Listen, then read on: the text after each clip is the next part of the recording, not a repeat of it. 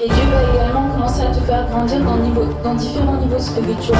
On va dire que tu dois toujours être bouillant pour Dieu, parce que il y a une chose que le diable attendra toujours, c'est que tu te refroidisses. Dans cette alliance avec Dieu, de toujours rechercher sa présence, rappeler le sacrifice de Jésus à la croix, parce qu'il n'est pas mort pour rien. Pour tout peuple, pour toute personne, de tout âge, de toute nation, de toute tribu. Allumer un feu dans ta vie où tu cherches la présence de Dieu. Les deux que tu on te traverse, mais la présence de Dieu va faire de toi l'homme capable le plus loin de la terre. La Bible nous dit que là où deux ou trois sont assemblés en son nom, il est là au milieu d'eux. Amen. C'est quand nous sommes dans la présence de Dieu que Dieu commence à faire quelque chose. Et vraiment, félicite ton frère, félicite ta soeur à côté de toi, qu'il a pris le courage ce matin de venir encore dans la maison de Dieu. Félicite-le. Amen. Félicite-le aussi les internautes qui sont derrière leurs écrans. Mais vous serez mieux à l'église, vous ne savez pas ce que vous loupez. Amen. Amen. Nous voulons aussi nous excuser parce que nous ne pouvons pas faire en ce moment, pour le moment, des directs YouTube. Parce que YouTube a changé sa politique. Et avec les matériels que nous faisions pour diffuser les directs, ils nous ont dit qu'on devait atteindre d'abord 1000 abonnés avant de pouvoir continuer. Donc nous sommes à peu près à 482 abonnés qui s'abonnent. Donc nous continuerons à faire les vidéos en retransmission, mais pas en direct, sur YouTube. C'est pour cela que nous avons commencé par faire du direct via Facebook, en attendant qu'on puisse soit arriver à 1000 abonnés, soit avoir un autre matériel plus adéquat pour pouvoir continuer via YouTube. Amen. Donc en attendant, c'est pas grave, vous pouvez continuer toujours à vous abonner, ou si vous avez des amis, vous pouvez toujours leur dire de s'abonner. On reçoit plusieurs fois des personnes qui nous disent qu'ils sont bénis par les messages et qui sont impactés de tous endroits dans lesquels les messages parlent, les messages transforment les gens, et nous voulons continuer. Amen. Donc nous voulons vraiment bénir Dieu pour tout ce que Dieu fait. Et nous voulons continuer ensemble. Amen. Amen. Merci, cher Saint-Esprit, pour ta présence. Seigneur, je te demande d'étendre ta main dans ce temps, dans ce lieu. Et que, Seigneur, mon Dieu, mon roi, tu puisses nous ouvrir l'esprit. Afin que nous puissions comprendre et saisir quelle est ta pensée. Seigneur, mon Dieu, mon roi, nous te demandons maintenant de poser tes mains dans ce temps, dans ce lieu. Et je te demande alors que nous allons partager ce repas encore, que c'est ta grâce qui puisse se renouveler et s'étendre. Que c'est ta grâce qui puisse se manifester. Et nous voulons, Seigneur, mon Dieu, mon roi, encore te célébrer pendant un temps. Dans le nom de Jésus-Christ. Amen. Amen. Amen. Est-ce que tu es dans la joie ce matin? Amen. Amen. J'aimerais vous parler pendant ce temps de Sainte Seine, alors que nous allons bientôt arriver au temps de la Pâque. Je ne vais pas faire un message aujourd'hui sur la Pâque, parce que la Pâque sera la semaine prochaine. Mais avant ce message de Pâques, pendant ce temps de Sainte Seine, parce que la Sainte Seine est comme notre Pâque, qu'on fait chaque dimanche, dans lequel on se souvient de la libération, on se souvient de la restauration d'Israël, on se souvient qu'Israël était un peuple opprimé, mais que le jour de la première Pâque, qui a été fait en Égypte, avant la sortie de l'Égypte, c'était la première Pâque, l'institution de la Pâque. La Bible nous dit que le peuple d'Israël a continué à faire ça une fois par an pour pouvoir se souvenir de l'alliance que Dieu avait fait avec eux en les faisant sortir de l'Égypte. Et nous avons vu ensemble déjà plusieurs dimanches que ce que nous faisons, nous, par la Sainte Seine, c'est une nouvelle alliance que Jésus a faite en son sang, qui est le symbole aussi de la première Pâque, mais qui est le symbole de sa Pâque à lui, le symbole de la résurrection. Amen. Et chaque semaine qui passe, nous nous souvenons que non, voilà, Jésus est ressuscité le premier jour de la semaine, comme on appelle le dimanche. Et c'est à cause de cela que pour nous c'est un jour de célébration et c'est un jour de résurrection. C'est peut-être même dans cette semaine des choses étaient mortes dans ta vie. C'est peut-être dans cette semaine il y avait ton niveau de santé qui était mort, tes finances qui étaient mortes, tes pensées, tes raisonnements qui étaient mortes. J'aimerais te dire que le dimanche peut être un jour de victoire pour toi parce que le dimanche annonce le jour de la résurrection. Amen. Amen. Et c'est pour cela que nous célébrons cela le dimanche. Et Jésus a dit toutes les fois que vous mangez ce pain et que vous buvez cette coupe, vous annoncez la mort du Seigneur jusqu'à ce qu'il vienne. Amen. Amen. Donc maintenant, j'aimerais vous, pendant ce temps de Sainte Seine, un petit peu vous interpeller sur les choses que le Saint-Esprit m'a partagées pendant le temps de la louange. On avait commencé, mais j'attendais plutôt le moment de la Sainte Seine pour plus pouvoir développer, pour pouvoir vous encourager dans vos vies spirituelles. Et même si vous avez des papiers ou des stylos, c'est important de noter ces choses, parce que ça va pouvoir vous faire grandir. Amen. Bien des fois, on a un désir de pouvoir nous approcher de Dieu, on a un désir de pouvoir marcher avec Dieu, on a un désir de pouvoir évoluer avec Dieu, mais bien souvent, dans notre vie spirituelle, on est limité. Surtout depuis qu'il y a eu les mouvements de l'esprit fort qui ont commencé à souffler à travers les différents réveils. On peut parler d'Azusa Street, on peut parler des grands réveils qui ont influencé tout le mouvement pentecôtiste, tout le mouvement charismatique, tout le mouvement où la vie de l'esprit a commencé à impacter. Nous avons pu voir que des grands pas et des grandes avancées se sont lancées à travers ces grands réveils. Les dons ont été libérés, les paroles de connaissance, les paroles de prophétie, les parler en langue, les dons d'interprétation des langues, les discernements des esprits, toute la dimension de la puissance a commencé à être libérée. Et nous avons vu tout un milieu pentecôtiste charismatique qui a commencé à agir dans la dimension de la puissance avec Dieu. Mais ça, c'est dans les réunions où nous sommes tous réunis. C'est facile. Ensemble, c'est facile de pouvoir vivre quelque chose, de pouvoir vivre une expérience, de pouvoir vivre une atmosphère dans la présence de Dieu. Mais ce que j'ai pu réaliser depuis toutes ces différentes temps, depuis ces 13 ans maintenant, ou 14 ans bientôt de ministère, c'est que bien que les gens peuvent vivre des choses dans le milieu communautaire, dans différents endroits du monde, à travers le monde, quand les gens se retrouvent seuls chez eux, et quand les gens doivent commencer à passer un temps avec Dieu, voici leur grande difficulté. Alors, on ne dit pas que les gens ne le font pas, on ne dit pas que les gens n'essayent pas de faire l'exercice, on ne dit pas que les gens n'essayent pas d'y entrer. Mais entre ce qu'ils vivent dans la dimension communautaire et dans la vie personnelle, il y a un grand fossé. Il y a un grand fossé. Et c'est souvent dans la vie personnelle, dans ta vie avec Dieu, que le diable vient à te lancer des attaques de découragement, de désespoir, des moments où tu n'as même plus de force pour pouvoir parler avec Dieu, des moments où tu ne sais même plus comment des fois t'approcher de Dieu. Alors on a enseigné la prière, on a enseigné le mode de prière, mais j'aimerais voir avec vous quelques clés spirituelles pour pouvoir non seulement vous amener, mais vous transporter. Amen. Amen. Nous avons pu voir avant, pendant le temps de la louange, j'avais reçu une vision et j'ai vu clairement comme une rivière qui coulait, comme un fleuve qui coulait. Et dans ce fleuve, j'ai vu tout d'un coup que ce fleuve il y avait le fleuve qui coulait, mais dans le fleuve, à l'intérieur du fleuve, il y avait comme un tunnel et certaines personnes montaient dans ce tunnel et quand ils montaient dans ce tunnel, ils étaient comme propulsés.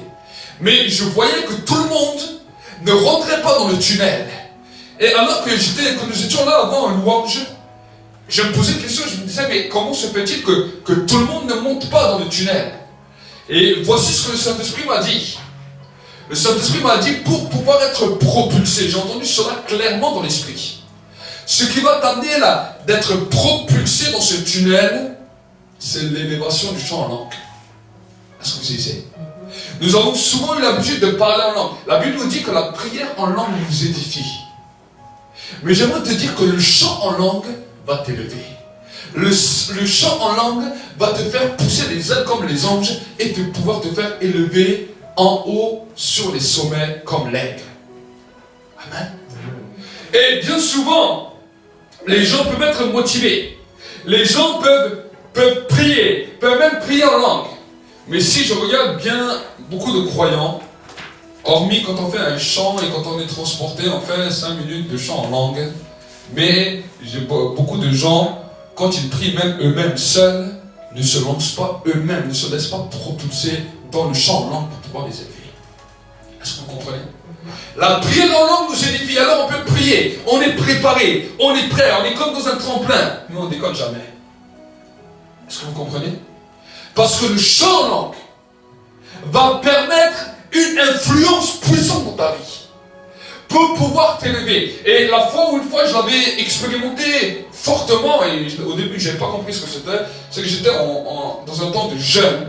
Et pendant ce temps de jeûne, j'étais fatigué, j'avais prié, j'avais fait beaucoup de choses, beaucoup d'activités. Et là, j'étais fatigué. Je voulais même dormir.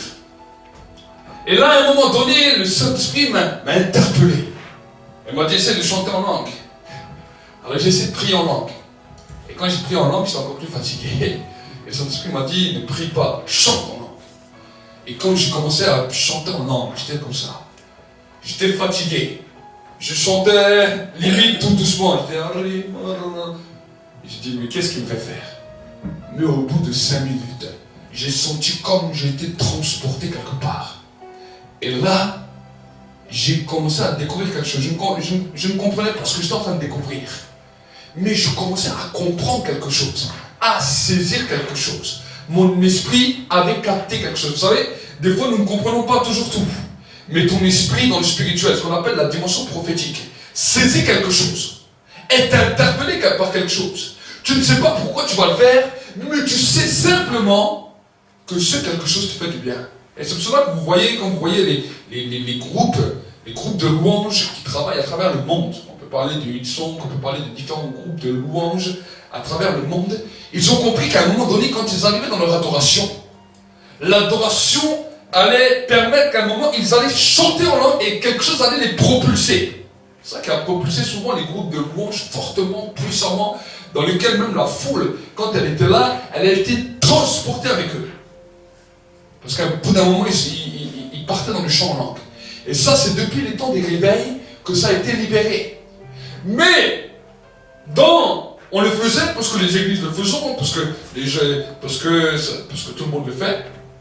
On comprenait que ça fait quelque chose de bien, que ça amène des choses dans la vie des gens, mais on ne sait pas ce que ça amenait.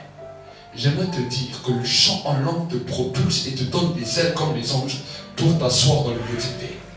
Amen. Amen. C'est ce que le chant en langue fait. Et quand tu es chez toi, Dieu a permis de donner cette dimension de chant en langue. Je ne parle pas de la prière en langue, je parle du chant en langue. Pour pouvoir t'élever. La prière en langue est un temps où le Saint-Esprit vient intercéder à travers de toi. Est un temps où le Saint-Esprit vient t'établir. Est un temps où le Saint-Esprit vient te construire. Mais la prière en langue ne va pas toujours t'élever. C'est le chant en langue. Amen. Parce que quand tu chantes en langue, c'est quelque chose qui vient des tripes. C'est quelque chose qui vient de tes entrailles. Et c'est ça qu'on appelle des fleuves d'eau vive. Jésus a dit, les fleuves d'eau vive vont commencer à jaillir de ton sein. C'est une adoration qui vient au-delà des mots, au-delà du raisonnement. Et vous voyez, je ne sais pas si vous avez vu, c'est quelque chose qui est ancré dans l'homme. Quand Dieu a créé l'homme, il l'a créé de cette manière. Si vous allez même voir les gens qui font des concerts, même des gens qui ne sont pas chrétiens, qui ne sont pas croyants, alors à un moment, ils chantent leurs chansons, ils chantent leurs compositions, et là les gens applaudissent, les gens sont là, mais il y a des moments où ils vont leur faire juste murmurer une mélodie, ou juste leur faire battre des mains à droite ou à gauche, et leur faire murmurer quelque chose, même pas avec des paroles, mais juste un murmure, juste un son. Et là on voit que même la foule en elle-même, ça l'amène quelque part. Juste lui avoir fait ça, ça lui a fait quelque chose. Pourquoi? Parce que Dieu nous a créés tous de la même manière. Il nous a créés à son image et à sa ressemblance. Et même les gens qui ne connaissent pas Dieu savent instinctivement qu'il y a certaines choses qui vont les propulser. Et juste en les propulsant, ça fait du bien à eux-mêmes. Ils ne savent pas pourquoi, mais ça leur a fait du bien. Mais si on comprend que ce processus est là pour nous élever, et non seulement nous faire du bien, mais nous amener dans les hauteurs pour être assis avec Christ, alors à ce moment-là, la Bible nous dit que nous allons être élevés au-dessus des puissances, au-dessus des dominations, au-dessus des esprits méchants pour pouvoir régner. Amen. Le problème, c'est que quand nous ne connaissons pas cette dimension, nous pouvons être dans les hauteurs, dans un temps d'église, dans un temps communautaire. Et là, c'est vrai que pendant le temps communautaire, c'est là où certaines personnes disent « Ah, mais moi, quand je suis à l'église, je suis tellement bien. Mais quand je rentre dans ma maison, à peine je franchis la porte de ma maison, à peine je quitte ce lieu, à peine la journée du dimanche est finie, voici que les problèmes, le désespoir, le découragement, tout revient. » Est-ce que Dieu serait uniquement le Dieu de l'église? Non. C'est à l'église, tu es arrivé dans une position élevée. Parce que l'atmosphère, on a fait quelque chose qui a permis que tu montes dans un tunnel et que tu montes en haut. Mais à la maison, tu ne sais pas comment faire. Parce qu'on ne t'a pas donné les clés. Amen. Et ce matin, j'aimerais t'encourager à te donner les clés. Et peut-être certains vont dire, oui, mais moi je ne parle pas en langue, moi je ne chante pas. Alors commence à dire, Seigneur, même si je ne parle pas en langue, je vais commencer à murmurer. Et je vais laisser monter une louange. Tu commences. Et au bout d'un moment, s'il y a quelques mots qui viennent, tu commences. Et là, quelque chose va commencer à se libérer dans ton cœur. Et là, tu vas voir que tout le monde a cette capacité. Est-ce que vous savez? Tout le monde a cette capacité. C'est comme les gens qui sont devant l'eau et qui disent, mais je ne sais pas nager. Comment est-ce que je vais faire? Tant que tu essaies de te poser la question, ou que tu es au bord, que tu n'es pas rentré dans l'eau, et que personne ne te dise comment bouger tes mains, tu ne sauras jamais comment nager. Je peux te l'expliquer dehors. Je peux te dire, oui, mais quand tu rentres dans l'eau, tu prends tes mains, tu les fais comme ça, et tu fais pareil avec les pieds comme une grenouille. Mais si toi-même tu essayes sur la terre, ça ne va pas marcher. Mais si tu te laisses transporter dans l'eau, tu te mets dans l'eau, et tu dis, il m'a dit de faire la grenouille. Il n'a pas dit de faire le poisson, fais la grenouille. À ce moment-là, tu vas voir que simplement en bougeant tes mains, petit à petit, tu vas commencer à nager. Au début, tu ne vas pas nager comme le champion de natation, mais tu vas arriver à nager. Et tu vas arriver à flotter. Et tu vas arriver à te déplacer. La dimension de l'esprit, la dimension du chant en langue, où tu parles en langue, c'est la même chose. Si la personne ne se jette jamais dans l'eau, jamais elle n'y arrivera. Amen. Amen. Alors vous allez dire, oui, mais il y en a certains, ça devrait arriver dessus. J'aimerais vous dire, certains, Dieu les a poussés un petit peu. Amen. Ceux que ça devrait tomber dessus, c'est que Dieu les a poussés. C'est qu'ils avaient besoin d'être poussés, qu'ils avaient besoin d'être bousculés. Et il y a toujours des courageux, vous savez, il y a des gens qui ne savent pas nager, mais ils vont quand même sauter dans l'eau. Ils ne savent pas ce que c'est, mais ils sautent dans l'eau. Et quand ils sont dans l'eau, ils essaient de se débrouiller. Et directement, ça arrive. Beaucoup de personnes, ça leur arrive comme ça. Mais par contre, ceux qui réfléchissent, vous savez, il y a des trouillards. Ceux qui restent toujours là devant l'eau et qui regardent. Allez devant les lacs, devant les plans d'eau, devant les piscines. Et vous allez voir, vous amenez, je ne sais pas moi, 50 personnes qui ne savent pas nager, même des tout petits. Vous allez voir que même des petits, il y en a qui vont sauter. Et il y en a qui vont rester, qui vont regarder, qui vont avoir peur. Ça, c'est l'être humain qui est comme ça. Et dans la dimension spirituelle, c'est pareil. Nous pouvons voir beaucoup de croyants qui ont accepté Jésus, qui ont reconnu Jésus comme leur Seigneur et Sauveur, qui veulent vivre des choses avec le Saint-Esprit, qui veulent vivre des temps de gloire. On ne dit pas qu'ils n'ont pas reçu le Saint-Esprit. Le Saint-Esprit a pu venir en eux, mais ils ne sont jamais jetés dans l'eau. Amen. Donc j'aimerais vraiment vous encourager à vous jeter dans l'eau et à vous laisser transporter. Peut-être que la première fois, vous allez dire, wow, voilà, c'est bizarre. S'il fait très chaud et que l'eau est fraîche, qu'est-ce que ça va faire à votre corps? Ça va faire des frissons. Certains vont dire, ah non, moi je ne rentre plus dans cette eau, elle est froide. Et je tremblote, je grelotte, je ne sais pas ce qui m'arrive. Mais si vous allez commencer à vous habituer, au bout d'un moment, vous allez aimer l'eau. Amen. Amen. Et la Bible nous parle des fleuves d'eau vive. J'aimerais vraiment vous encourager à entrer dans cette dimension. Pourquoi? Parce que c'est cette dimension qui va permettre que dans vos vies spirituelles, votre marche avec Dieu va trouver de l'équilibre. Parce que si vous n'avez pas cette dimension d'équilibre, il y a des moments où vous allez être motivé, vous allez prier, vous allez intercéder, vous allez faire du combat spirituel, vous allez prier pour vos proches, vous allez prier pour vos amis, et vous allez même chanter, faire un bon chant, vous allez prier en langue. Ça va, 1 jour, 2 jours, 3 jours. Mais si vous ne savez pas comment vous propulser dans les airs, comment être au-dessus des hauteurs, vous allez être sous les dominations. Vous savez que tout marche par étage. Tout marche par escalier. La Bible nous dit qu'il y a 3 ciels.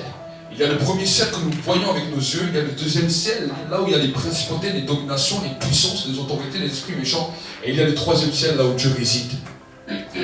Et pour pouvoir avoir une victoire complète en tant que croyant, en tant qu'enfant de Dieu, Dieu veut te placer sur les hauteurs, au-delà des portées, au-delà des puissances, au-delà des dominations, là où Dieu réside. C'est ce qu'on appelle le lieu très saint, le lieu 3 fois saint. Et celui qui va permettre que nous puissions accéder dans cette position élevée, c'est la personne du Saint-Esprit. Parce que le Saint-Esprit est Dieu sur terre. Et quand tu es en communion avec le Saint-Esprit, quelque chose se passe. Au début, tu entres en communion avec lui. Mais quand tu commences à entrer en communion avec lui, il y a les pensées de la terre, il y a les raisonnements. Tu es toujours des fois en dessous. Tu es toujours en dessous des puissances, des dominations, des esprits méchants. Mais tu entres en communion avec lui. Mais là où tu es transporté, ce qu'on appelle au-delà de, hors de portée, là où tu es transporté dans les lieux élevés, dans les lieux célestes, c'est le moment de fusion. C'est le moment où tu fusionnes avec le Saint-Esprit. C'est le moment où tu rentres en impact, où la chaleur maintenant se dégage, où maintenant le feu descend, où la gloire descend. Là, tu es en fusion avec lui, et là, tu te trouves hors de portée dans les lieux célestes. Et à ce moment-là, le combat n'est plus le même, parce que tu ne subis plus. Mais tu commences à déclarer, tu commences par ta manière de prier, par ta manière d'agir, à changer et influencer ta destinée. Ça, c'est ce qui se passe dans le monde spirituel. Amen. Amen. En tant que prophète, c'est ce que le rôle d'un prophète, c'est d'amener le peuple dans la dimension prophétique. Et j'aimerais vous sanctionner ces choses pour que vous puissiez arriver à fusionner. Vous savez que l'église primitive avait accepté Jésus, avait été baptisé, avait même reçu le Saint-Esprit, puisque Jésus a dit, avant de partir, il a soufflé sur eux, il leur a dit, recevez l'Esprit. Ils avaient reçu le Saint-Esprit. Mais tant qu'ils n'étaient pas entrés en fusion totale avec la présence de Dieu, les mêmes peurs étaient là, les mêmes craintes étaient là. Ils étaient toujours dans la chambre haute, en train de prier chaque jour ensemble. La Bible nous dit, imaginez, tous les jours, ils se rassemblaient d'un commun accord et ils priaient. Ils étaient tous ensemble. Ils étaient là. Mais rien ne les avait propulsés encore au ciel. L'atmosphère politique était toujours là à leur faire peur. Les problèmes étaient toujours là. Les difficultés étaient toujours là. Mais la Bible nous dit que le jour de la Pentecôte, le point de fusion est entré. Le point de fusion est entré.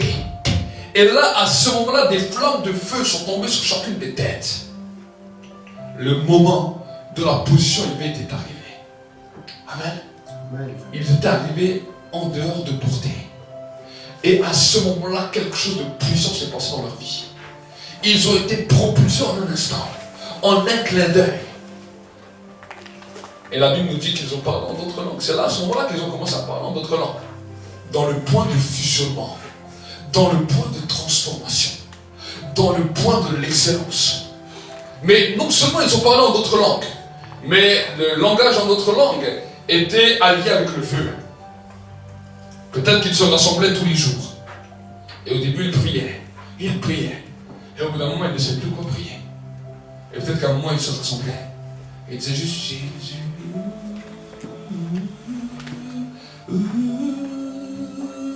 Et ils commençaient. Et peut-être on rentrait. Et je ne sais pas si vous avez vu, mais il y a quelque chose que les églises, que l'église qui avait sombré dans l'idolâtrie a retenu. Si vous allez des fois voir les églises catholiques, même leur manière des fois qu'ils ont des fois de chanter ou d'amener une genre de mélodie, vous allez voir qu'ils ont repris quelque chose. Vous allez voir même le peuple juif, parce que c'est David qui avait instauré la louange. Vous allez voir qu'ils avaient une sorte de mélodie qui essayait de monter dans cette dimension pour positionner l'homme dans un lieu élevé. Mais malheureusement, nous sommes passés à côté de cela. Nous l'avons compris des fois dans un petit temps, dans le temps de culte, pour monter les gens dans un temps élevé dans un instant. Mais nous avons oublié que nous avons la capacité de pouvoir être chaque jour dans ce lieu élevé. Amen. Amen. Et quand tu sens qu'il y a une choc sur ta vie, quand tu sens qu'il y a du poids, alors oui, bien sûr, si la personne n'a jamais confessé ses péchés, n'est jamais passé par un processus de libération, n'est jamais passé par une cure d'âme, c'est normal. Là, c'est un temps où il faut passer par une cure d'âme, par un temps où tu vas confesser tes péchés, par un temps où tu vas être libéré du poids de la malédiction de tes ancêtres. Mais maintenant, une fois que tu as fait ça, c'est pas normal qu'un croyant, né de nouveau, qui a confessé ce péché, qui est passé par les processus de libération, qui essaie de marcher avec Dieu, qui marche toujours comme un esclave et qui est toujours sous le poids d'une domination. C'est pas que c'est pas normal, c'est qu'on t'a pas expliqué la clé pour pouvoir être élevé et pour pouvoir être hors de portée d'atteinte. Amen. Ça, c'est quelque chose d'important. Donc, si tu commences à comprendre cela et à saisir cela, alors chez toi, tu vas commencer à dire, Seigneur, maintenant, je vais prier en langue pour pouvoir être, je vais chanter en langue pour pouvoir être élevé. Amen. Dans la position dans laquelle je suis, je ne peux plus. Je n'y arrive pas. Parce que je suis en bas de la montagne. Tu es en haut. Et entre toi et moi, il y a un ciel qui m'empêche de pouvoir gagner la victoire. Est-ce que vous savez? Il y a un ciel qui m'empêche de pouvoir gagner la victoire. Tant que je suis sous eux, même si j'ai l'autorité, même si j'ai la puissance, ils viennent toujours me dominer. Et je parle prophétiquement non seulement ici à toi qui es enfant de Dieu, mais je veux parler prophétiquement aussi à l'église dans sa globalité, à parler aux hommes de Dieu, aux hommes et aux femmes de Dieu. Tant que l'église n'a pas compris ça, c'est là où l'église est dans la domination même du monde, où le monde même domine l'église, où l'église n'a même pas d'influence pour renverser le pouvoir de la société, où l'église est sous une domination, sous une chape, parce qu'elle n'a pas compris son lieu d'élévation. Amen. Amen. La louange en langue va te permettre de te positionner, ce qu'on appelle le positionnement. Maintenant, une fois que tu es positionné, une fois que la chape ne réside plus sur ta vie, tu as une capacité d'influence, que même une seule parole peut changer tout ton environnement. Est-ce que vous comprenez? Tu as une capacité d'influence de changer les éléments naturels à les amener à une nouvelle dimension. C'est ça qu'on ne nous a pas expliqué que la foi. On nous a dit simplement que la foi, avec la foi, on pouvait amener les choses qu'on ne voyait pas aux choses visibles. Ça, c'est ce qu'on nous a dit. Mais combien, si on est sérieux, combien d'enfants de Dieu qui ont essayé de proclamer des choses et de dire des choses et de déclarer des choses et de dire et de dire et de dire, hey, rien n'a changé. Rien n'a bougé. Et on s'est retrouvé avec des églises et des églises et des églises locales qui confessent toute la journée, qui déclarent toute la journée, qui proclament des choses toute la journée sans jamais voir de changement parce qu'ils sont en bas. De sur la terre, avec une simple parole, tu ne peux pas changer l'atmosphère. Tu as besoin de pouvoir être élevé sur les hauteurs parce que c'est que ceux qui sont en position élevée qui auront le pouvoir de déclarer les choses. Une parole d'un président est puissante parce qu'il est élevé. Mais une parole d'une simple personne, d'un simple pays, qui n'est pas en position d'élévation, n'a aucun pouvoir. Allez dans une grande entreprise, allez dans les sociétés, allez dans les écoles, allez partout. Ceux qui ont le plus grand poids dans la parole, ce sont ceux qui ont les places élevées. C'est moi, c'est pas vrai. Partout. Vous allez dans un pays, le président, il dit une phrase. En plus, toutes les phrases sont comptées. Toutes les phrases sont bien observées minutieusement. Il dit une phrase, le lendemain, elle peut être accomplie. Mais une simple personne, un simple citoyen, n'a pas la capacité, même s'il crie, même s'il le répète toute la journée, ça ne change rien. Regardez aujourd'hui. Aujourd'hui, nous sommes dans un temps où des milliers de personnes endossent un gilet ils vont dans les rues, ils endossent les gilets jaunes, ils vont dans les rues, ce qu'ils disent est juste. Mais parce qu'ils ne sont pas dans une position élevée, tout ce qu'ils disent n'est même pas entendu. Et quand je dis ça, je dis avec du respect. C'est à cause des lois spirituelles que je dis ça. La France a fait croire aux gens que simplement en allant manifester dans les rues, vous allez avoir gain de cause. Mais nous voyons aujourd'hui que même dans la manifestation de rue, si l'autorité en haut n'a rien décidé d'entendre, cette parole ne sert à rien. Dans le monde spirituel, vous savez que les choses naturelles enseignent l'église. Mais l'église, des fois, est aveuglée. Ce qui est en train de se passer, c'est simplement une image que Dieu est en train de montrer à l'église. Voici le temps de l'église. Vous êtes comme ces gilets jaunes. Vous manifestez, vous criez, vous proclamez et rien ne change parce que vous n'êtes pas dans une position élevée. Est-ce que vous comprenez? En tant que prophète, je dis les choses que j'entends de la part de Dieu. J'entends ça dans mon esprit. L'église dit, l'église proclame, et des milliers de croyants, et j'honore ce qu'ils font. Déclarent, prophétisent, en dit. Et pourtant, pas de changement. C'est toujours la société qui gouverne. Ce n'est pas l'église qui gouverne. La société qui gouverne. L'église peut dire, mais il ne gouverne pas. Et j'entends un son dans l'esprit. Quand mon peuple saura se positionner, et quand mon église sera dans les lieux élevés, une parole de l'église, et le peuple change. Amen. Une parole de l'église, et la société change. Une parole de l'église, et les œuvres des ténèbres sont épanouies. C'est simplement une question de position. Est-ce que vous comprenez? Et j'aimerais te dire que les esprits méchants connaissent ces lois. Les démons, les puissances des ténèbres, même Satan connaissent ces lois. Il sait que si tu n'es pas dans un lieu élevé, tu ne pourras pas vaincre. Et c'est pour cela que quand on avait appelé Balaam, pour pouvoir maudire Israël, on n'a pas mis Balaam plus bas qu'Israël. La Bible nous dit qu'on a pris Balaam et qu'on l'a amené en haut sur une montagne. Et là, de la montagne, il commençait à voir Israël. Il était dans une position beaucoup plus élevée. Et il a commencé à vouloir maudire Israël. Est-ce que vous comprenez? Mais ils avaient oublié qu'il y avait un homme en Israël qui était prophète et qui était sur une montagne plus haute qu'on appelait Moïse. Est-ce que vous comprenez? Lui a dû se positionner en haut du mont Sinaï, tout en haut de la montagne, pour pouvoir maintenant déclarer les choses et affirmer les choses. Est-ce que vous comprenez? Et c'est pour cela que les hauts lieux se sont toujours placés dans les hautes montagnes. Que dès qu'on veut mettre une domination quelque part, dans une région, dans un pays, on va aller en haut. On ne va jamais aller trop en bas, on va aller en haut. Est-ce que vous comprenez? En haut, c'est ce qu'on appelle la domination. On domine. Et c'est pour cela que la Bible nous parle des esprits méchants qui sont dans les airs et sur la terre et dans les lieux célestes. Donc, les esprits ont compris que si simplement ils restaient au milieu de la terre, ça allait leur poser des problèmes.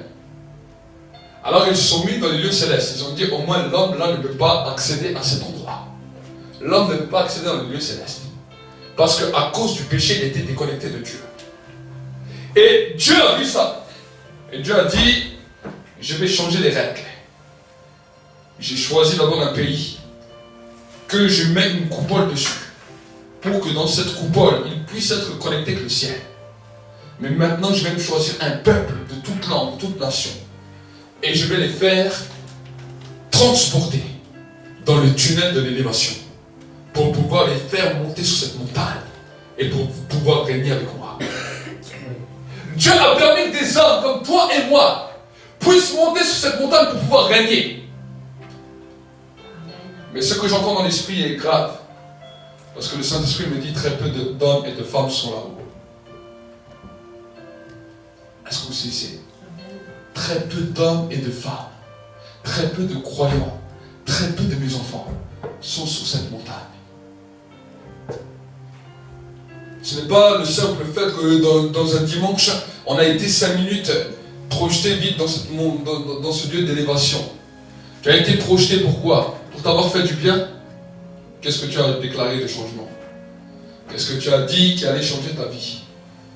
Qu'est-ce que tu as fait quand tu étais sur cette montagne? Tu es redescendu. Et tu es retourné dans ta maison. Et tu as dit, ah, cette semaine ça va être bien, c'est tellement bon dans la présence de Dieu. J'ai tellement été béni.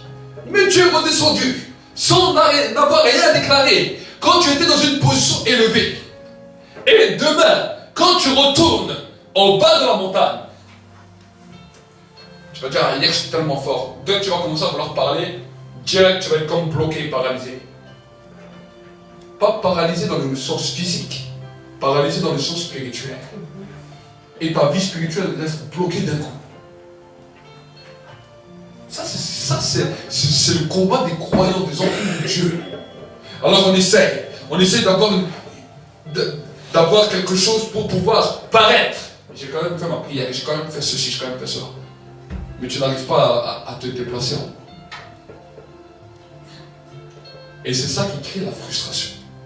C'est ça qui crée le découragement. C'est ça qui crée le désespoir. Et c'est pour cela que beaucoup d'enfants de Dieu ont continué simplement à dire, bah, c'est la vie chrétienne, c'est comme ça. On doit souffrir sur cette terre, on doit subir sur cette terre, on doit être des victimes sur cette terre. La Bible nous dit qu'on doit régner, on est des rois, on est des seigneurs. La Bible nous dit que Jésus est le roi des rois et le Seigneur des seigneurs. On est des maîtres sur cette terre et pourtant nous vivons comme des esclaves assouvis à toutes sortes de choses parce que nous n'avons pas compris les règles spirituelles. Le Saint-Esprit est venu faire souffler des vents sur la terre, qu'on appelle des vents de réveil, dans lesquels la pensée de certains hommes, la pensée de certaines femmes a commencé à être secouée. Et nous avons suivi le mouvement. Parce qu'on dit, waouh, c'est merveilleux, c'est magnifique ce qu'on peut vivre. Mais on ne nous a pas expliqué c'est quoi le sens des règles. Et c'est à ça que les prophètes servent. C'est à ça que les ministères de prophètes servent. Vous expliquer les règles pour que vous puissiez comprendre et pratiquer et vous saisir de l'invisible. Amen. Amen. Si vous ne comprenez pas ça, malheureusement vous pourrez dire toutes les choses. Le diable se met à côté de vous. Il dit, sur quelle montagne es-tu? Tu es plus bas que moi. Tu es plus bas que moi, donc tu peux rien faire. Et tout d'un coup, comment est-ce que vous savez quand il nous dit ça? Quand vous avez fait tellement de choses et tout d'un coup vous parlez à quelqu'un et vous vous sentez tout d'un coup inférieur. Ça vous est jamais arrivé? Tout d'un coup vous vous sentez inférieur, vous sentez quelque chose de bizarre en vous. En fait c'est le diable qui s'est mis simplement devant vous. Et il vous a dit, tu es sur quelle montagne? Tu es une montagne plus petite que moi, tu ne peux rien dire. Et ce sentiment d'infériorité te dénigre dans tout ce que tu fais. Te dénigre dans ton travail, te dénigre dans ta propre personne, te dénigre dans tes études, te dénigre vis-à-vis de tes frères et sœurs, te dénigre vis-à-vis des personnes. Et tu te dis, mais pourquoi? J'ai peut-être jeûné, j'ai peut-être prié, j'ai fait des choses, et tout d'un coup, je ressens ça fortement. Alors tu essaies de le chasser. Des fois ça part, des fois Dieu te fait la grâce que ça part, mais des fois ça reste. Et alors des fois tu essaies de faire autre chose, et tu essaies de t'encourager. Tu essaies de t'encourager, qui tu es, quelle personne tu as de la valeur en Christ. Tu essaies de t'encourager. Mais tu sais réellement que si tu regardes au fond de toi, ce sentiment il est toujours là. Et là, ça pose des problèmes. Alors il y a des bons prédicateurs qui vont t'expliquer qui tu es en Christ, quelles sont toutes les valeurs. Alors tu vas entendre, ça va te faire du bien sur le coup. Mais le diable va revenir sur quelle montagne tu es. Chaque fois que tu ressens ça, je te dis ce qui est en train de se passer dans l'esprit. Je t'ouvre l'esprit spirituel pour que tu comprennes ce qui se passe. La prochaine fois que tu ressens l'infériorité qui vient comme ça sur ta vie, peu importe où tu te trouves, tu te dis, ah, je ne suis pas en haut de la montagne. Mais tu lui dis, attends, je suis sur la petite montagne, laisse-moi monter et ensuite on discutera. La Bible nous dit que le diable a pris Jésus, il l'a transporté en haut des montagnes. Et il lui a dit quoi? Jette-toi. Jette-toi de là-haut, jette-toi du haut du temple. D'abord il l'a transporté en haut du temple. Il lui a dit, jette-toi. Les anges viendront te secourir. Jésus lui a commencé à lui répondre par la parole. Jésus savait que le diable allait venir. Et la Bible nous dit que Jésus s'est préparé, il est monté sur cette montagne. Il est monté sur la montagne de l'esprit. Peut-être que quand j'étais dans le désert, il était...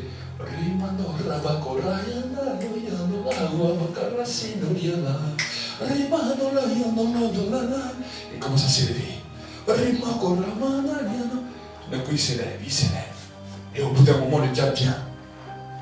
Mais Jésus était sur une montagne plus haute que lui. Il pouvait l'amener sur le plus haut du monde. La Bible nous dit qu'il l'a amené tout en haut. Il lui a présenté tous les royaumes de la terre. Il lui a dit, regarde la position. Il l'a amené où? Dans les lieux célestes, l'endroit le plus haut de la terre. Il lui a présenté tous les royaumes. Il lui a dit, ces royaumes m'appartiennent. Mais Jésus lui dit, je suis sur une montagne plus haute que la tienne. Je suis en train d'adorer. Tu adoreras seulement le Seigneur ton Dieu. Et tu lui rendras un culte à lui seul. Toi, tu crois que ça t'appartient, mais je suis sur une montagne plus haute que toi. Le diable a fui. Par contre, quand il vient des fois chez nous, tu vois, si tu veux un petit compromis, si là tu dis pas tout, tu n'as pas besoin de dire toute la vérité, tu peux avoir ça. Mais toi, tu es sur une petite montagne et tu n'es pas monté. Alors tu acceptes. Les églises acceptent les compromis. Les frères et les sœurs acceptent des compromis. Alors qu'ils n'ont pas compris que quand même un pays fait une pression sur l'église, quand même une nation fait une pression sur l'église. L'église ne doit jamais capituler, mais elle doit monter sur une montagne plus haute. Les nations sont montées sur des hautes montagnes. Les peuples sont montés dans les hautes montagnes. Vos chefs d'entreprise, vos chefs dans les écoles sont montés sur une certaine montagne. Une montagne d'élévation peut-être que les hommes ont donnée. Une montagne d'élévation que peut-être Satan lui-même a donnée. Et toi tu travailles là, tu es dans cette dimension. Si simplement tu essayes à partir de la terre de changer les choses, jamais. Le combat va être trop difficile, tu n'y arriveras pas. Et ceux qui seront en face de toi seront plus hauts que toi. Mais si tu comprends cela, et tu commences à d'abord gravir la montagne plus haut, une parole de ta part, et même ceux qui étaient en position supérieure à toi seront obligés de se soumettre à cause de leur position. Amen. Souvent, quand je suis arrivé dans les entreprises, les gens me posaient cette question. Ils m'ont dit, mais qui tu es? Quand tu arrives ici, on dirait que c'est toi le patron. Souvent, quand des fois je parle même pas, les gens venaient et souvent ils me disaient ça. Au début, je ne comprenais même pas. Je dis, bon, c'est une flatterie. Mais quand vous faites, vous savez, j'ai fait des entreprises, et des entreprises, et des entreprises, et des entreprises. Je change tout le temps. Je change tout le temps. Ça serait cru comme on l'aurait dit. Mais chaque fois que j'arrive, on me demande chaque fois qui je suis. Les gens se posent la question. Je n'ai même pas encore parlé des fois qu'on me dit. Je me dis, mais qui t'es? Quand tu arrives ici, on dirait que c'est toi le chef. À cause de la dimension de la position, ça peut faire changer toutes les choses. Amen. À cause de ta position, même dans un pays, même dans un village, même dans une ville, ça peut tout changer la différence. Mais c'est à toi de comprendre ça. Et c'est à toi de saisir maintenant comment tu peux être élevé. C'est à toi de saisir comment l'aigle peut s'envoler au-dessus de toutes les situations. Est-ce que vous savez? La Bible nous dit qu'on est comme l'aigle. Amen. Mon épouse s'habille de manière prophétique, elle a comme des plumes, vous avez vu? Ce sont plumes. Amen. Elle a des ailes qui poussent. Mais c'est quelque chose que nous devons comprendre. Amen. Nous devons comprendre et saisir. Parce que si tu ne comprends pas ça, tu seras toujours comme un esclave. La Bible nous dit qu'il y a des princes et des rois, mais qui marchent comme des esclaves. Qui marchent comme des esclaves. Alors, les gens disent non, c'est avec l'âge qu'on arrive à la maturité. C'est avec le temps de la spiritualité qu'on arrive à la maturité. C'est avec le nombre de gens. Si aujourd'hui on a une église de 5000 personnes, on va pouvoir régner sur la société. J'aimerais vous dire, il y a des fois dans certains pays, des églises qui dépassent même les 5000 personnes, et pourtant la société fait toujours ce qu'il veut, comme il veut, parce que l'église n'a pas compris comment se positionner. Ce n'est pas le nombre qui fait ça. Ce n'est pas le nombre qui fait cela. Est-ce que vous comprenez? Si même nous pouvons être dans un pays où toutes les lois sont délabrées sans dessus dessous, Dieu interpelle l'église globale, c'est vrai, dans le monde entier, c'est vrai. Mais si une église comprend, elle peut faire la différence et régner. Est-ce que vous comprenez? Si aujourd'hui tu comprends, on peut régner. Si aujourd'hui tu comprends, on peut régner demain. Amen. Notre but, ce n'est pas simplement de dire on fait l'église pour faire un temps d'adoration. Notre but, c'est de régner, d'influencer. Nous sommes appelés à régner et à influencer. Nous sommes appelés à déclarer. Nous sommes appelés à changer. C'est ça qu'on appelle les porteurs de bonnes nouvelles. Le porteur de bonnes nouvelles. Et c'est ce que les disciples attendaient. C'est ce que le peuple d'Israël attendait. Il attendait un règne dans lequel il peut dominer. Un règne dans lequel il peut exercer l'autorité. Et c'est pour cela que quand Jésus est arrivé, qu'il a appelé ses disciples, les disciples disent, mais Seigneur, c'est quand que le royaume de Dieu va se manifester? Nous, on voit les guérisons, on voit les délivrances, on voit les miracles, on voit tout ça. Mais on est toujours sur la domination romaine. On est toujours sous l'influence d'un système.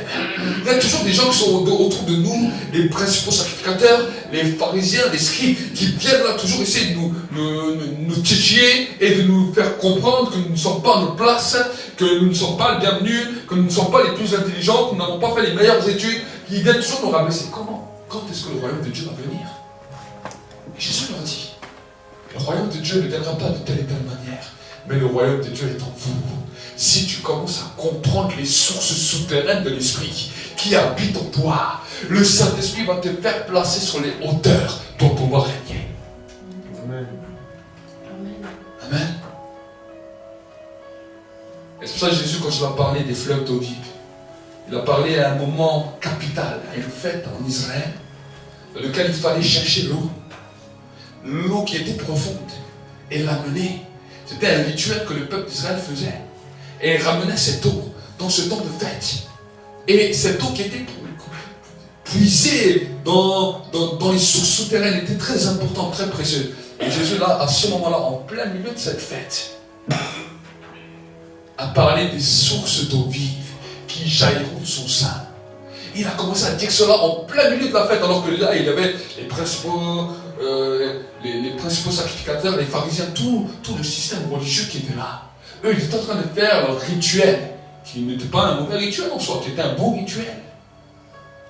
Mais là, Jésus est en train de casser leur mentalité et de leur dire, ceux qui croiront en lui, les fleuves d'eau vive souterraines que vous êtes allés chercher, ils vont jaillir dans ça. Personne ne comprenait rien de ce qu'il passait. Personne ne comprenait rien de ce que Jésus était en train de dire. Même les disciples qui étaient là ne comprenaient rien. Mais qu'est-ce que Jésus nous fait? Qu'est-ce que Jésus est en train de nous faire? Il est encore en train de nous raconter quelque chose où là on a vraiment la honte. Personne ne comprend rien. Des fois les messages prophétiques, nous ne comprenons pas toujours. Nous ne comprenons pas toujours ceux qui sont appelés à les donner. Et nous disons, mais il nous raconte des choses, on ne comprend rien de ce qu'il nous dit. C'est ce qui est en train de se passer. Mais Jésus avait un mystère derrière. Amen. Amen. Le mystère de la position. Et je vais vous dire que ça fait 2000 ans que Jésus est parti. Et malheureusement, ça fait 2000 ans que l'Église n'a pas toujours compris. Que l'Église n'a pas toujours compris. Mais j'aimerais vraiment que, à partir de cette année, à partir de 7 ans, nous puissions comprendre ces choses pour pouvoir nous positionner. J'aimerais que d'abord tu puisses te positionner dans ta vie de tous les jours, sur les hauteurs, sur les lieux élevés. Et quand on sent une église qui a l'habitude de se positionner dans les lieux élevés, qui a l'habitude de régner sur les situations de sa vie, tu vas commencer à venir ensemble, on va venir ensemble à l'église. On va commencer à régner sur la nation. Amen. Amen. On va commencer à régner sur la nation. C'est ça que Dieu veut. C'est ça que le Saint-Esprit veut. Mais avant que tu dois régner, tu dois être un seigneur. Avant d'être un roi, il faut être un seigneur. Un seigneur, c'est celui qui règne dans une petite contrée. Un roi, c'est celui qui règne dans toute une circonférence. Amen. Mais avant d'être roi, il faut être seigneur. Et quand tu es seigneur, tu deviens prince. Et quand tu deviens prince, après seulement tu deviens roi. Et dans cette dimension, il y a des dimensions d'onction qu'on peut comprendre et qu'on peut saisir. Amen. On peut voir la vie de David. Et peut-être qu'un jour on va étudier ça. Peut-être pas aujourd'hui, mais un jour on va étudier ça sur la vie de David.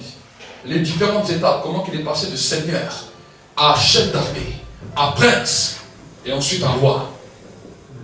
Plusieurs étapes sont succédées. Et plusieurs étapes se sont succédées au point qu'il a ramené, qu'il a eu l'influence sur ses ennemis, qu'il a eu l'influence sur ses proches, qu'il a eu l'influence sur tout sur quoi il régnait. Amen. Mais il y a plusieurs étapes qui sont passées. Et David était un des hommes selon le cœur de Dieu parce qu'il savait comment se positionner. Il savait comment entrer dans un lieu d'élévation. Saül ne le connaissait pas bien qu'il avait reçu l'onction.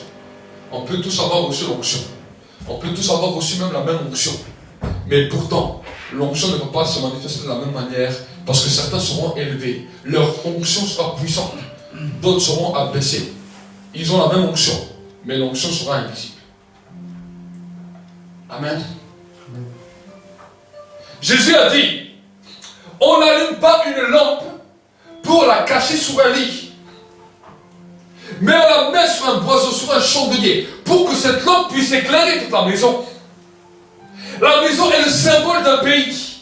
La maison est le symbole d'une nation. Et la lampe est le symbole de l'église. On ne peut pas mettre une lampe, une église, simplement pour le cacher sous un lit. Mais la lampe doit éclairer toute la maison. La Bible nous dit, vous êtes le sel de la terre et vous êtes la lumière du monde. Mais si le sel perd sa saveur, et si la lumière disparaît, avec quoi allons-nous éclairer le monde et salir la terre? Combien de fois on était fat? Combien de fois on était oppressé? Combien de fois on était découragé? Combien de fois on était en bas de la montagne? Tu étais une lumière qui brillait. Et à cause d'être en bas, tu as commencé à diminuer. Quelqu'un a éteint ton étoile. J'ai parlé il y a quelques cultes du mystère de l'étoile. De l'étoile qui était attachée. De l'étoile qui est dans le ciel. Tu dois faire un avec ton étoile pour pouvoir briller. Mais pour faire un avec ton étoile, il faut que tu sois placé sur les lieux élevés. Est-ce que tu comprends? Si donc tu n'es pas placé sur les lieux élevés, tu es loin de ton étoile. Et ton étoile commence à diminuer. Commence à diminuer jusqu'à même s'éteindre. Et quand l'étoile est éteinte, c'est le premier amour. C'est l'amour pour Dieu qui commence à diminuer. On commence à s'attacher à d'autres choses. Plus aujourd'hui sur terre, on a beaucoup. On garde quand même une conscience parce qu'on veut être sauvé. Mais finalement, toutes les motivations qu'on avait pour Dieu, toutes les choses qu'on avait pour Dieu, tout le zèle qu'on avait pour Dieu, commence à diminuer. Bon, ceux qui ont du succès, c'est facile pour eux. Bon, ils ont du succès, ils y arrivent, donc c'est facile pour eux d'être toujours sur le haut niveau. Et encore, ça ne veut pas dire que parce qu'ils ont du succès, ils sont sur le haut niveau. Des fois, certains sont en train de courir une course, ils ont eu un succès peut-être d'un point de vue humain, mais ils ne sont plus sur la montagne haut. Ils sont en bas. Ils sont toujours sur la domination. Sous la domination. Amen. Amen. Sous la domination. Certains sont sur les dominations financières. D'autres sont sur les dominations des maladies. D'autres sont sur les dominations des problèmes. D'autres sont sur les dominations des problèmes avec l'État, avec la justice. Regardez à travers le monde. Combien d'hommes de Dieu, donc, des fois, sont mis devant les tribunaux. Regardez combien de fois il y a toutes sortes de dominations qui viennent. Certains ont eu des problèmes avec les finances, d'autres ils ont eu des problèmes avec là, d'autres ils ont eu des problèmes avec là. Mais alors qu'on peut tout avoir si on va sur les lieux élevés. Amen. Amen. Amen. Sur les lieux élevés. Et quand nous commençons à comprendre cela, vous savez, quand une église commence à comprendre cela, on n'a pas besoin de supplier l'église pour leur dire, frères, sœurs, vous devez être en règle avec vos dîmes, vos offrandes, vous devez être... Si tu es sur un lieu élevé, toi-même tu sais déjà ce que tu as à faire. Amen. Si on est simplement en bas de la montagne, on va commencer à vous supplier. Que Dieu me fasse la grâce de ne jamais vous supplier. Si je veux que quelqu'un monte sur la montagne. Amen. Amen. Amen. Sur la montagne, il y a la provision. Sur la montagne, Dieu pourvoit. Amen. La Bible nous dit que sur la montagne, il est écrit que je m'appelle Jéhovah Rapha, l'Éternel qui te guérit. Sur la montagne de l'Éternel, il sera pourvu. C'est ça le mot que j'entends dans l'esprit. Amen. sur la montagne de l'Éternel, il se repose. Et là, je ne parle pas de l'onction, je ne parle pas des missions. L'onction et les missions sont différentes que le niveau de l'élévation. Une personne qui a une petite qui a une petite onction, qui a une petite mission sur terre, mais qui est sur le haut niveau d'élévation, sera une personne qui sera grande dans le ciel. Mais une personne qui a même une grande onction sur la terre, mais qui n'est jamais montée sur le lieu élevé, sur le lieu de l'élévation, au ciel sera petit. Amen. Ce n'est pas une position d'onction ou de mission, c'est une position d'élévation. Amen. L'homme regarde ce qui frappe les yeux, mais l'Éternel regarde les sons du cœur. Il sait quels sont les cœurs qui sont sur les lieux élevés.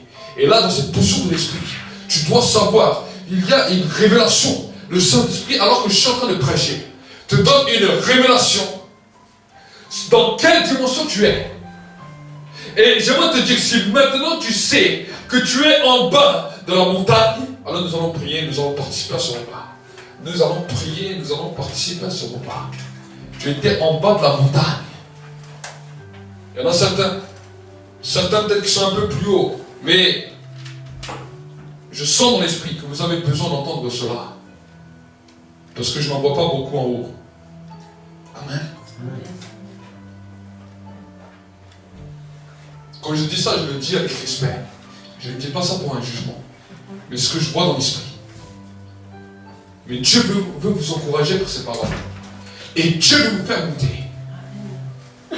Il a dit à Isaïe, alors que Isaïe était là, Ézéchiel était là, ils étaient en bas. Il lui a dit, viens et monte. Une parole s'est fait entendre.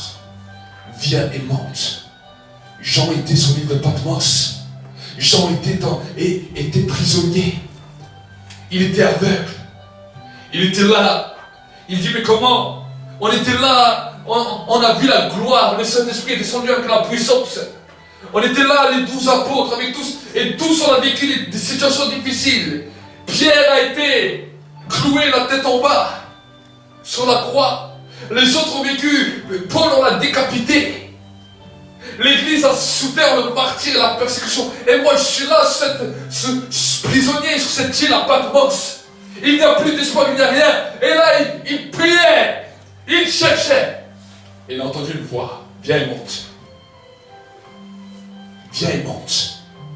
Le mystère de l'Apocalypse a commencé à descendre. Viens et monte. Isaïe, Ézéchiel, Moïse, en bas du Sinaï, viens et monte. Élie, en bas du Carmel, viens et monte. Et là, à ce moment-là, ils sont montés. Et ils n'ont plus jamais été les mêmes hommes. C'était des hommes d'élévation, des hommes qui ont surrégné. Des hommes qu'on appelle grands au ciel. Même si ce n'étaient pas les plus populaires, ils ont été appelés grands. Parce qu'ils ont surmonté. Amen. Amen. Et là, Jean a changé toute sa mentalité. Il a dit, je vis. Et je vis. Un peuple de toute langue, de toute nation, qui se tenait devant le trône et devant l'agneau. Ils étaient habillés d'une robe blanche, ils avaient des palmiers à la main. Et ils criaient d'une voix forte, le salut est à notre Dieu qui est assis sur le trône, ainsi que de l'agneau. Et il y avait les 4 anciens et les 24 vieillards qui se prosternaient devant le trône et qui adoraient. Amen. Il a commencé à voir les choses de manière différente. Parce qu'il était élevé. Parce qu'il était élevé. C'est dramatique qu'il a pu vivre ça à la fin de son ministère. Bien qu'ils ont connu la Pentecôte, bien qu'ils ont connu un réveil puissant, 3000 âmes qui se convertissent d'un coup, la gloire qui a descendu, des miracles, des guérisons, où l'ombre de Pierre guérissait les malades, la gloire qui continuait, mais jamais une domination, ni au niveau de l'État, ni au niveau du peuple d'Israël. Toujours l'oppression et l'oppression. Et je crains que ça fait 2000 ans que l'Église vit comme ça. Certains réveils. On nous parle courtement du réveil du pays de Galles, avec Evan Roberts. C'était un des réveils glorieux. C'était un jeune que Dieu a utilisé pour le réveil. Dieu l'a amené dans une position tellement élevée que dans le pays, en quelques temps de ce réveil, il n'y avait plus de prison. Toutes les rues étaient changées. toute la gloire avait changé, avait bouleversé tout le pays, toute la nation. Le réveil du pays de Galles était un des réveils les plus puissants pour ça et un des plus spectaculaires. Mais malheureusement, une femme l'a fait descendre de cette montagne, de cette position d'élévation, pour essayer d'arrêter ce réveil.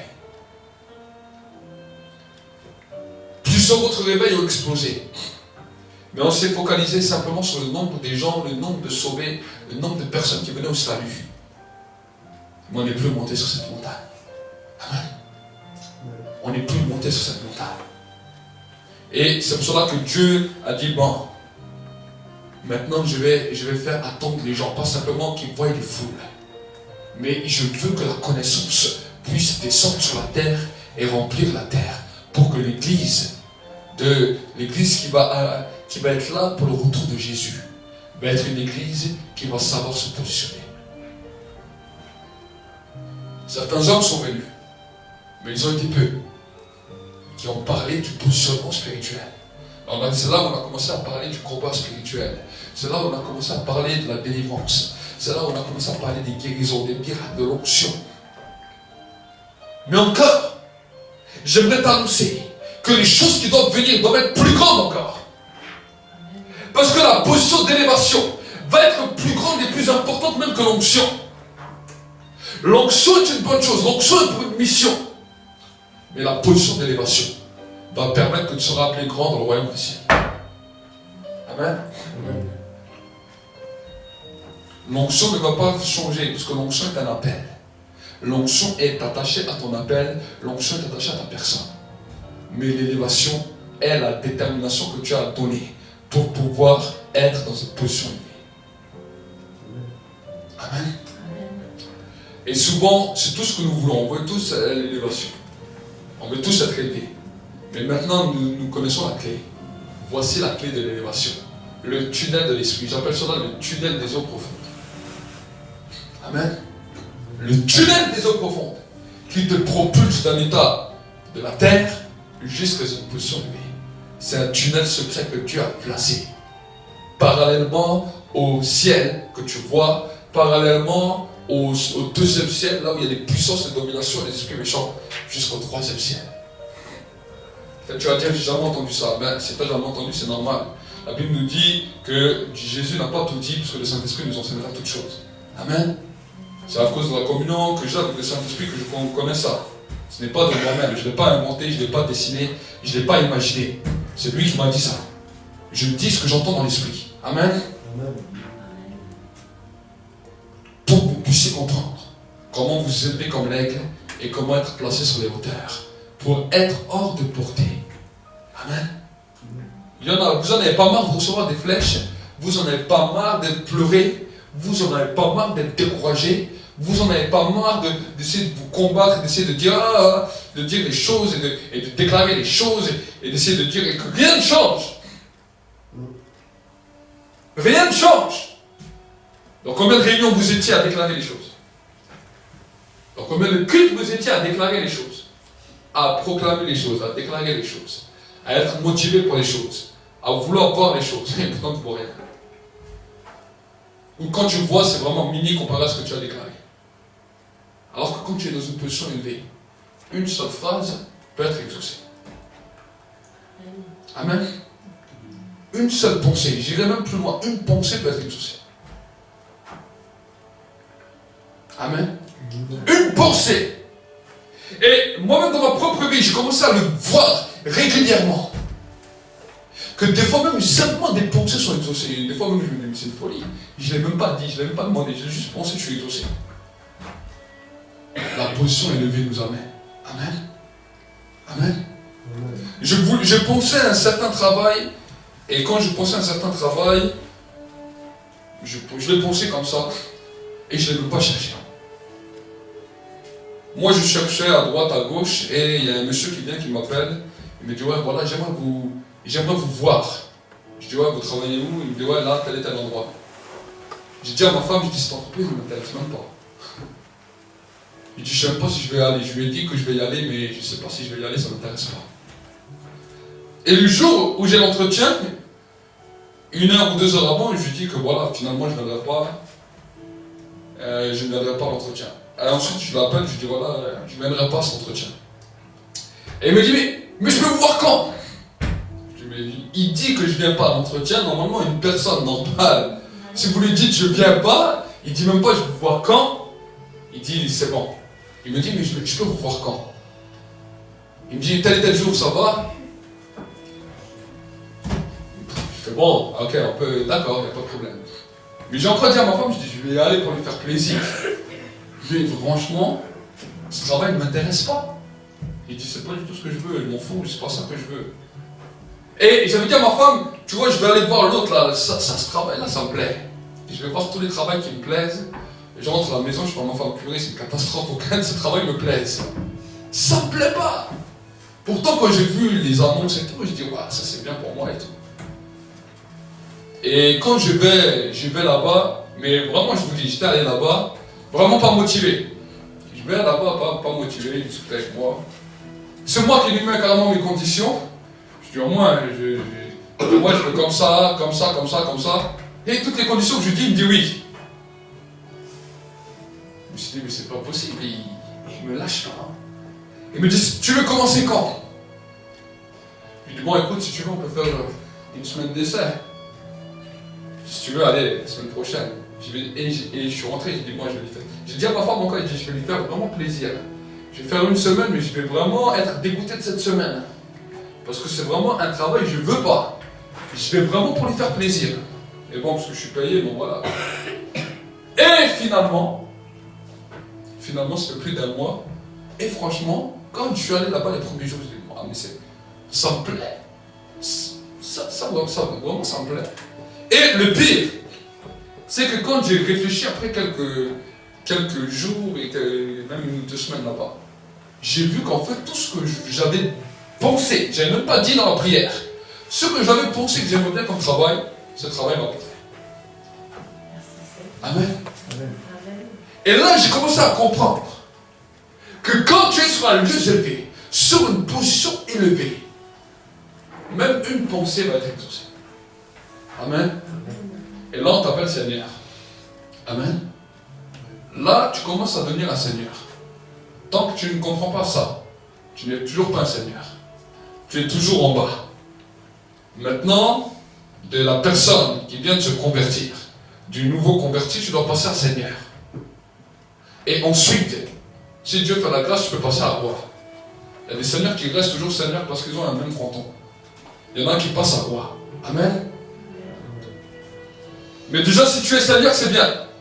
Parce que si tu es Seigneur dans tout ce que tu entreprends, tu vis déjà la vie que Dieu veut que tu vives. Amen. Et c'est pour ça que la Bible nous dit que Jésus est le roi des rois et le Seigneur des seigneurs. Devant qui tout genou fléchira, devant qui toute langue confessera qu'il est roi des rois et qu'il est Seigneur des seigneurs. Amen. Amen. Amen. J'aimerais tous pouvoir vous appeler Seigneur. Amen. Mais c'est à vous maintenant de pouvoir aider. Le Seigneur est un titre qui se mérite. Amen. Le Seigneur, pour qu'un ange vienne t'appeler Seigneur, il faut que c'est un titre qui se mérite. Tant que tu ne l'as pas acquis, l'ange ne peut pas t'appeler Seigneur. Même les démons ne peuvent pas t'appeler Seigneur. Est-ce que vous comprenez? Quand il voyait Jésus, il lui disait Maître, il lui disait Seigneur, même les démons, à cause de sa position. Amen. À cause de sa position.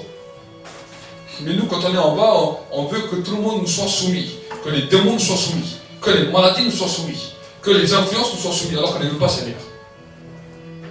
Amen. Sois déjà un Seigneur. Et alors tu verras que Dieu va commencer à créer une atmosphère, un changement. Et tu vas voir déjà qu'une parole va commencer à avoir de l'influence. Tu vas voir que juste des fois tu dis quelque chose, tout d'un coup, juste cette parole crée maintenant un électrochoc dans la personne qui la ressent en face de toi. Et tu dis, mais c'est bizarre, j'ai rien fait de spécial. Qu'est-ce qui se passe? Et ensuite, ça crée une influence, ce qu'on appelle un aimant. Vous connaissez la dimension de l'aimant. Si il n'y a pas de ferraille, s'il n'y a pas de matière qui ressemble à l'aimant n'accroche rien. Mais quand tu commences à passer l'aimant et que tu as cette matière qui est en face, d'un coup l'aimant commence à attirer. Amen. un Seigneur va attirer. Un homme dans une position élevée va attirer les autres. Et les personnes vont commencer à dire, voilà, je ressens quelque chose. Ils vont des fois te poser des idées. Mais parce que toi tu es Seigneur, tu as la capacité de le libérer. C'est ça qu'on appelle le ministère. Quand tu es dans le ministère, et quand Dieu t'appelle dans une mission, c'est simplement, il te met dans une position élevée, un peu plus élevée, pour que les autres même qui reçoivent des visions ou des directions dans leur vie, tu déposes maintenant l'onction. Mais pas simplement l'onction avec une autorité pour pouvoir les libérer dans ce qu'ils vont faire. Amen. Et c'est pour cela que quand une personne après comprend ça, quand les gens commencent à comprendre ça, ils vont venir voir les hommes et les femmes qui sont en position élevée. Amen.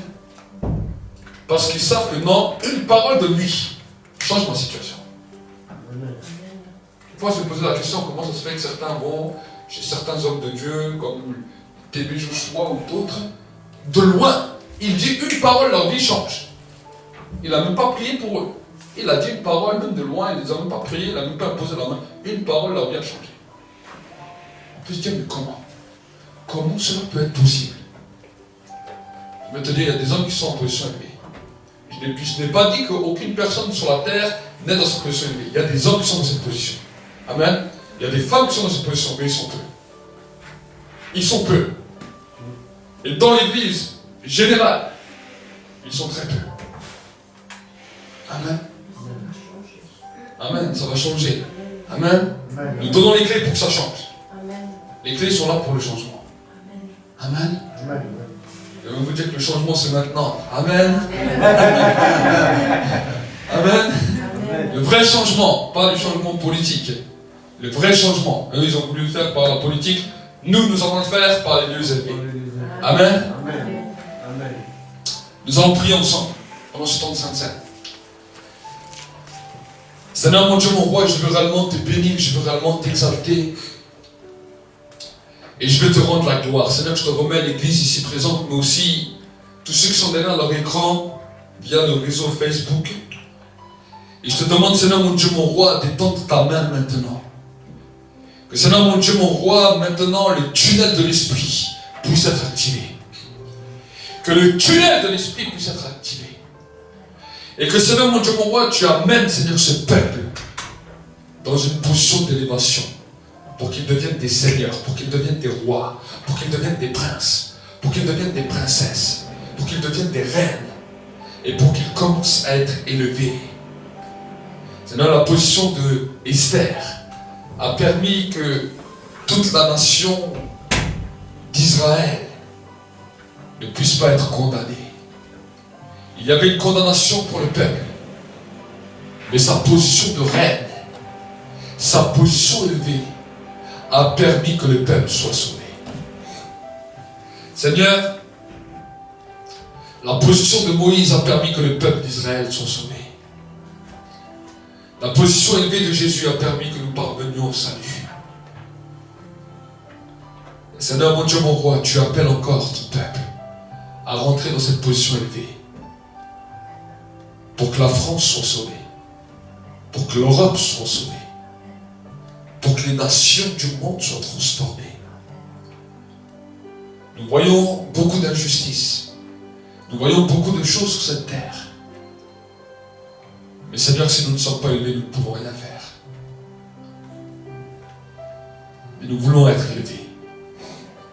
Et avant que nous allons prendre part à ce repas, nous allons chanter un petit peu en langue. Et moi, vous encourager à entrer dans ce tunnel de l'esprit. Quelque chose, le Saint-Esprit est en train de faire quelque chose dans les pensées, dans les raisonnements, dans les cœurs. Tu n'as peut-être pas l'habitude que ça se passe comme ça. Vous aussi, peut-être derrière vos écrans qui nous suivez, soyons en communion avec le Saint-Esprit, avec nous ici présents. Et que Dieu puisse faire quelque chose pendant 5 minutes d'élévation. Nous puissions tout doucement commencer. Je vais mettre un petit peu simplement la musique un peu plus fort. Et que tu puisses te laisser entraîner sous cette douce mélodie. Koriana Soliana Rimimana Dola Koriana Soliana Rinalo, rimano la luna la, rimano, rinala su, kanyana la no, kuliana, kuliana la suriana. Continue, continue. Kuliana la suriana. Rimana su,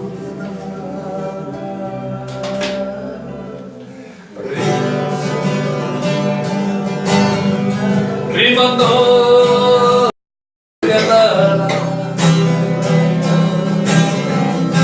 il a été dingue à le ciel, ferme les yeux, les jeunes, les moins jeunes, tout le monde, rimano.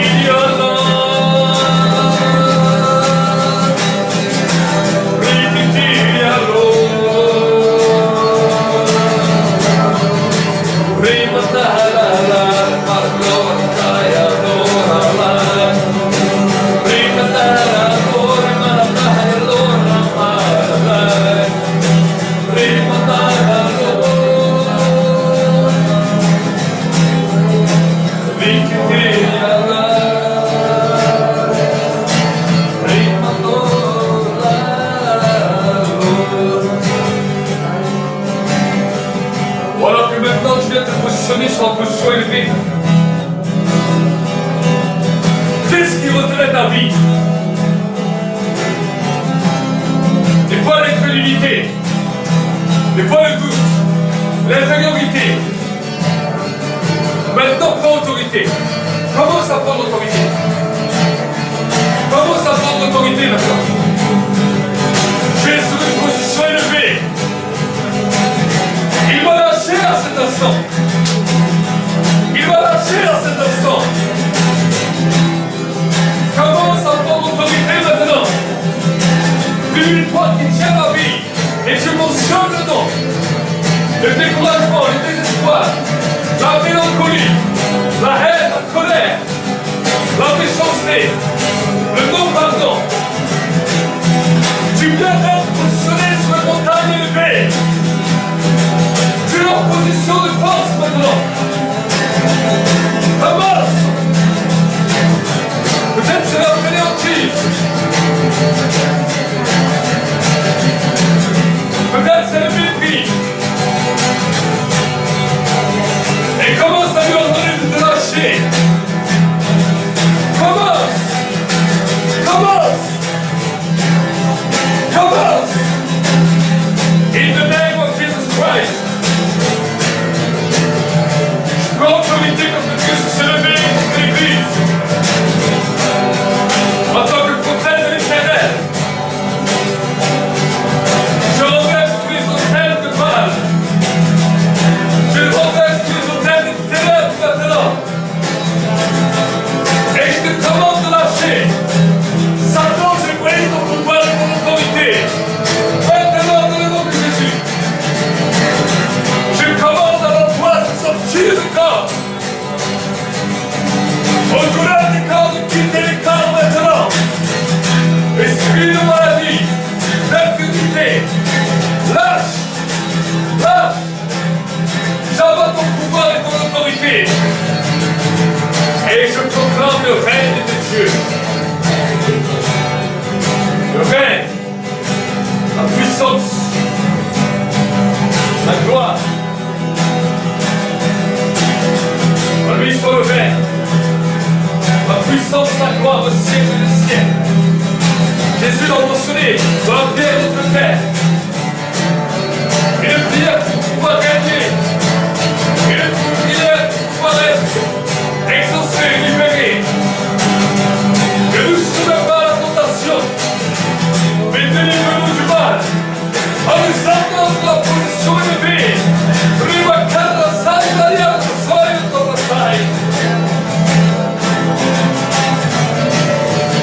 Nous bénissons.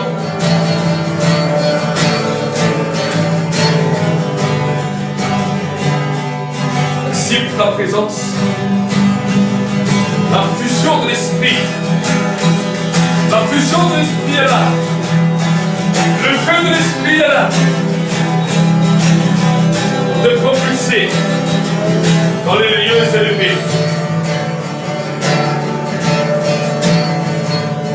Rimandala gloria calalo, si che ti mandala la, ricchetti la gloria allora calala, si che ti mandala gloria con la calala, quando corri para allora caravana carola, si che ti mandala gloria allora.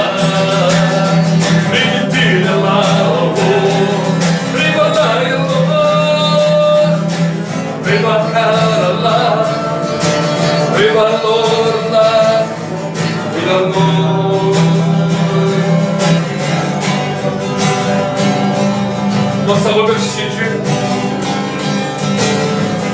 Commence à le remercier d'avoir ouvert l'esprit ce matin. D'avoir permis de changer les situations qui étaient désastreuses dans ton corps. La stérilité, la maladie, la douleur. Tu as reçu le pouvoir. Mais à tous ceux qui l'ont reçu, elle a donné le pouvoir de devenir enfant de Dieu. Parce que tu es sur un lieu élevé. Tu es sur une montagne sainte. Tu es sur une montagne sainte. Il a dit à Moïse, ôte tes souliers de ce lieu.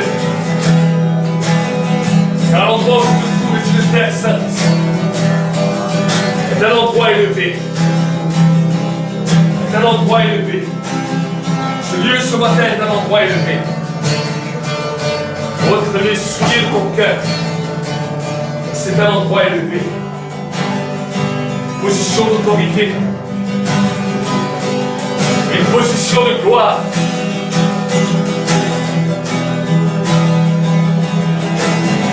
Une position de puissance.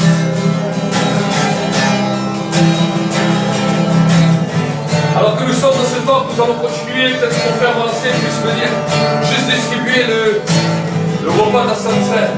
Juste le distribuer. Continue. Reste dans cette position. C'est l'endroit de la rencontre.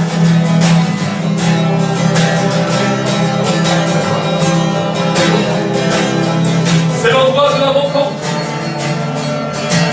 C'est l'endroit de la rencontre.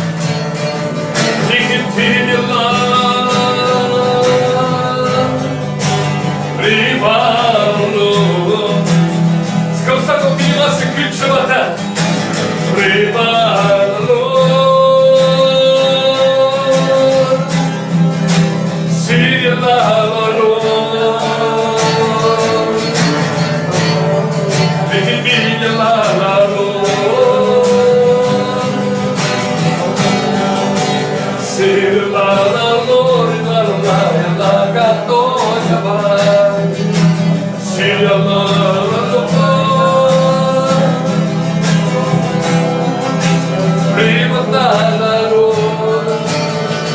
Alors que nous sommes déjà sur la montagne d'élévation. Oh Saint-Esprit, un peu tout plus haut. Plus haut sur la montagne.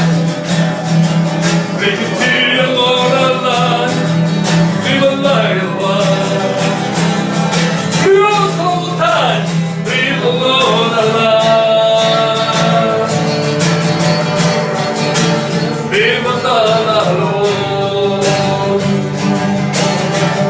Lève les yeux vers la montagne.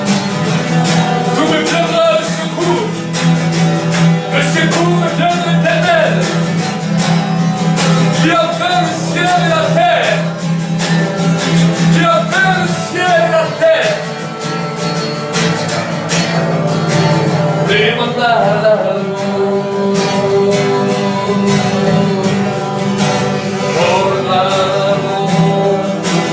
Continue à remercier.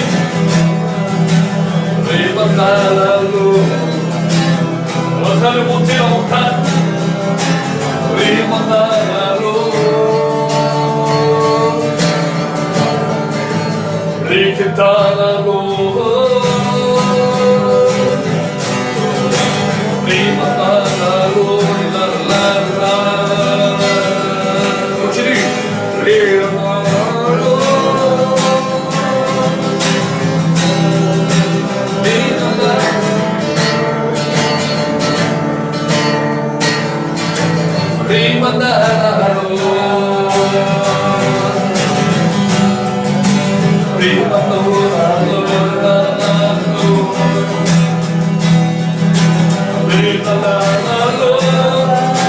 Arrête-toi ce temps.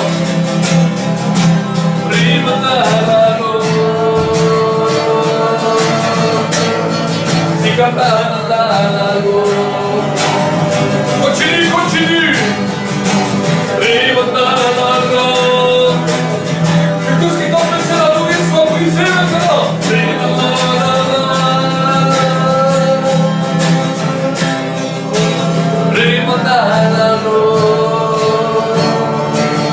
Des fois c'est des raisonnements, des fois c'est des pensées.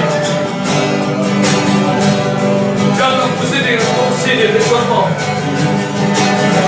des mentalités.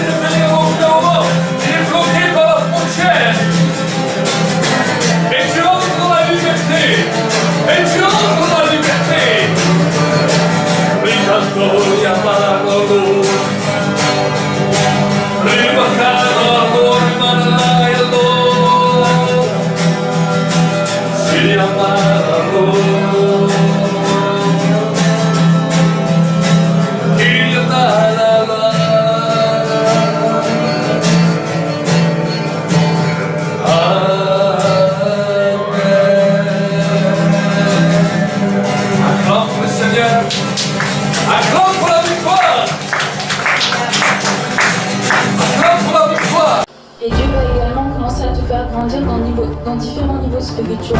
On va dire que tu dois toujours être bouillant pour Dieu, parce que il y a une chose que le diable attendra toujours, c'est que tu te refroidisses. Dans cette alliance avec Dieu, de toujours rechercher sa présence, après le sacrifice de Jésus à la croix, parce qu'il n'est pas mort pour rien. Pour tout peuple, pour toute personne, de tout âge, de toute nation, de toute tribu. Allumer un feu en vie